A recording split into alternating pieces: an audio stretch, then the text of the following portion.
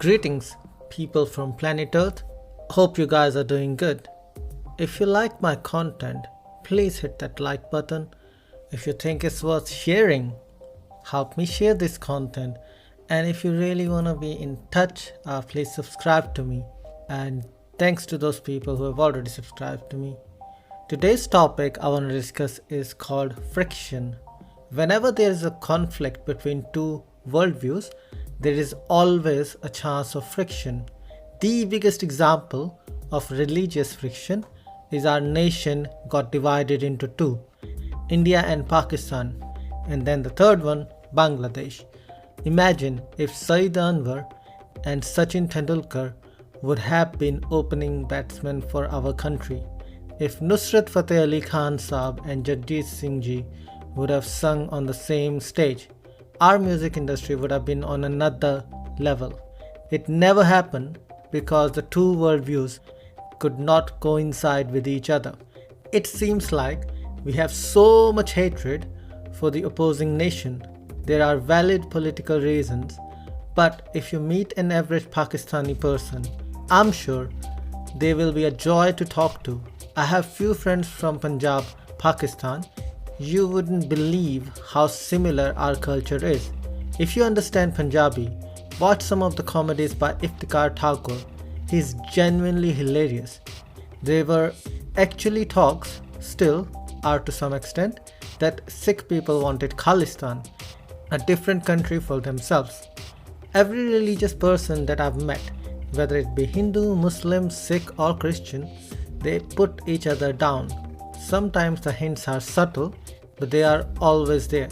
Instead of embracing each other's differences and learning from each other, we think the better way is to poke fun.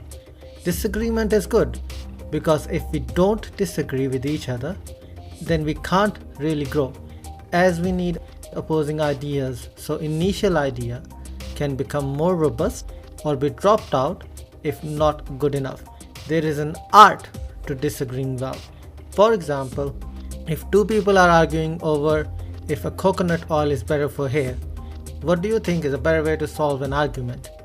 Talking over each other and not listening to the other person, or calmly listening to the other person and asking their reasons why they think the coconut oil is good, and asking more questions if you're unclear on something. I've noticed religion doesn't teach us to listen calmly and respond to the other person's question. People get offended by trivial things. Recently during a festival, some Hindus, probably unemployed ones, were harassing Muslim people outside their mosque, and that was just not one incident. If you are the person that thinks religion does not cause friction, then I think me and you live on a different planet. In case you are okay with the religious differences, here's a thought. Would you let your son or daughter marry someone with a different religious beliefs without asking them to convert to your religion? I do know Muslims ask non-Muslims to convert. I know my Sikh neighbor asked a Hindu girl to drink Amrit. In Sikhism, Amrit Chakna means to drink a holy nectar. It is like a Sikh initiation ceremony. Isn't there some friction about the other religious groups? First thought should be whether your son or daughter is happy with the union, and then think about other things. Does it happen in India? Maybe at a very minuscule level, but not a lot.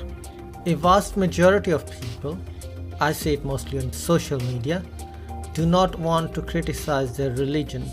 Most people can easily find a flaw in another religion, but fail to see their own flaws. And instead of talking about the differences, they create friction by making fun. It is always my way or the highway. I wonder, when will people understand that religious rules made centuries ago are not applicable these days? Would you use a TV made in 1992 in 2022?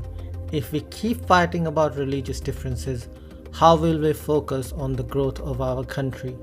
There is just too much hatred caused by religious friction. Most people in our country vote purely on emotions, not by critical thinking. Most people don't even know what a particular political party promises. How can we improve the situation?